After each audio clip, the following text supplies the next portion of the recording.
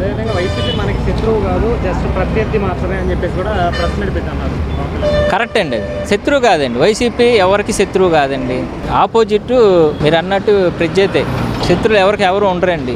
Rowdyism చెప్తే మిమ్మల్ని అయినా వదులుకోవడానికి వెనకాడము అని కూడా పవన్ కళ్యాణ్ గారు అన్నారు కదా.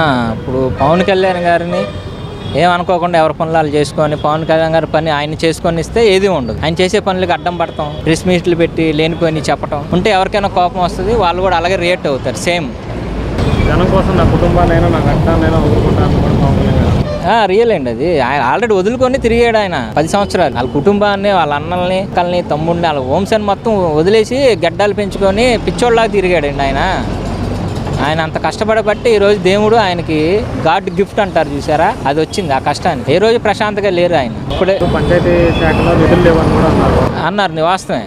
ఇప్పుడు అది చేయడానికి సినిమాలు చేస్తా అంటున్నారు ఆయన సొంత డబ్బుతో. నాయకుడు ఆయనకు అవకాశం ఉంది, సినిమా చేస్తే ఒక 50 కోట్లు వస్తుంది, నిధులు లేవు. ఆ 50 కోట్లు పెట్టి మరి అభివృద్ధి చేసుకుంటే గ్రామాలు బాగుంటాయిగా నా ఆలోచన. ఆయన ఎవరు చేయరండి అలాగా. సొంత డబ్బులు తీసుకొచ్చి పార్టీలో పెట్టి అభివృద్ధులు చేయడం అనేది ఎవరు చేయరు. సార్, పవన్ కళ్యాణ్ గారిని అసెంబ్లీ గేట్ కూడా తాకనిమని అయితే వ్యాఖ్యలు కూడా చేశారు. మొట్టమొదటిసారిగా పవన్ కళ్యాణ్ గారు అసెంబ్లీలోకి వెళ్ళారు. దీనిపైన మీ అభిప్రాయం ఏంటి? ఇప్పుడు ఆపోజిట్ పార్టీలు అసెంబ్లీ గేట్ దాటం అనేది ఇది బాలకృష్ణ సినిమాలో డైలాగ్ అండి. ఆ డైలాగ్ చెప్పారు కానీ పాపం వాళ్ళకి తెలియదు అసెంబ్లీ గేట్ దాటేది ఒక లయన్ అని, పవన్ స్టార్ పవన్ అని. అది దాటబట్టి అమ్మో లయన్ అని తెలుసుకున్నారండి. చేతులు కట్టుకొని నోర్లు మూసుకొని సైలెంట్ అయిపోయారు.